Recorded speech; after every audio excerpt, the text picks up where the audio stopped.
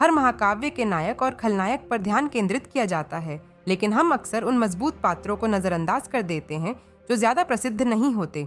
ऐसा ही एक कम प्रसिद्ध पात्र है इंद्रजीत, लंका के महान योद्धा और राजकुमार। मूल्य शिक्षा में आपका स्वागत है। आज हम बात करेंगे इंद्रजीत के बारे में, जो रामायण के एक महत्वपूर्ण और निर्णायक भाग थे। इंद्रजीत, जिनका नाम इंद्रजीत पड़ा क्योंकि उन्होंने देवताओं के राजा इंद्र को हराया था, और मेघनाद का अर्थ है मेघों के गर्जन से भरी आवाज वाला। इंद्रजीत रावण का पुत्र था और उसे इंद्रलोक स्वर्ग का स्वामी बनाया गया था। इंद्रजीत ने राम और रावण के बीच युद्ध में सक्रिय भूमिका निभाई थी।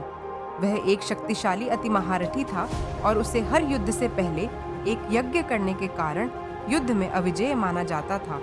इंद्रजीत को अपने समय का सबसे शक्तिशाली योद्धा माना जाता है, और वह अकेला ऐसा योद्धा था जिसने परशुराम के साथ मिलकर त्रिमूर्ति के 3 सर्वश्रेष्ठ अस्त्रों, ब्रह्मांड अस्त्र, वैष्णव अस्त्र और पशुपत अस्त्र को प्राप्त किया था। उसने शुक्राचार्य, भगवान ब्रह्मा, भगवान विष्णु और भगवान शिव से सभी प्रकार के ब्रह्मांडीय अस्त्र सीखे थे। स्वर्ग में देवताओं को हराकर उसने उनके अस्त्रों को भी प्राप्त किया और देवों का स्वामी बन गया।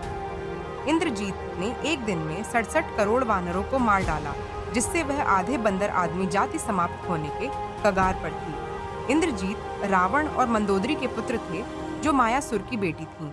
जब उसका जन्म हुआ तो उसकी पहली आवाज इतनी जोरदार थी कि उसे मेघनाद नाम दिया गया। जब मेघनाद का जन्म हुआ, रावण चाहता था कि उसका बेटा ऐसा हो जो संसार में किसी से भी न हार सके। रावण चाहता था कि वह एक महान योद्धा हो और अत्यधिक ज्ञानी हो।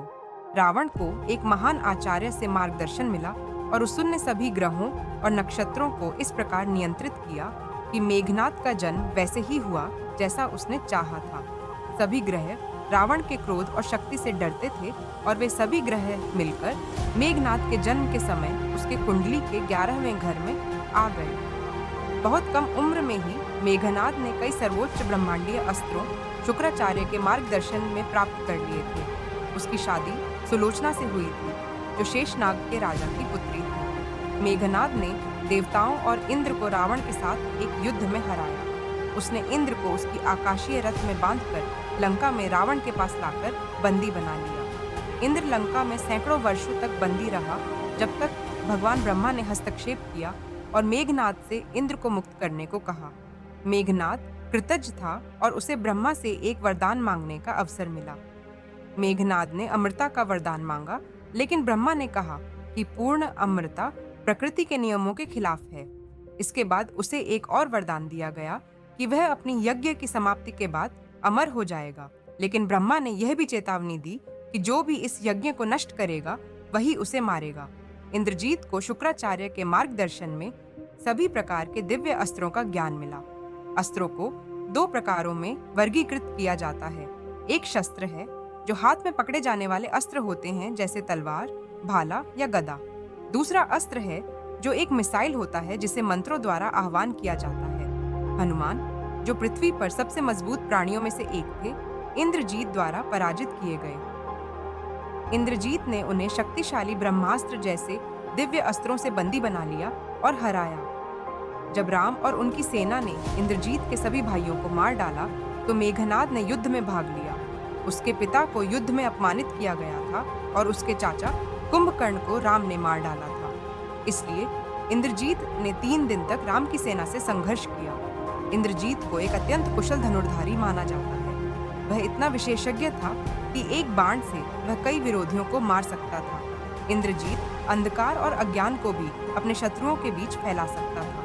उसने एक झूठी सीता का निर्माण किया और उसे वानरों के सामने मार डाला, जिससे वे निराश हो गए थे। इंद्रजीत रावण का पुत्र एक बहादुर और समर्पित योद्धा था।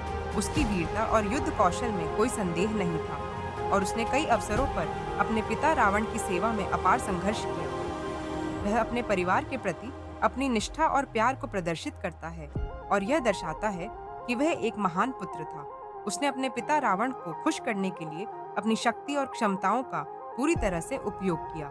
अगर आपको हमारा वीडियो पसंद आया हो तो कृपया इसे लाइक करें, शेयर करें और हमारे चैनल को सब्सक्राइब करना न भूलें।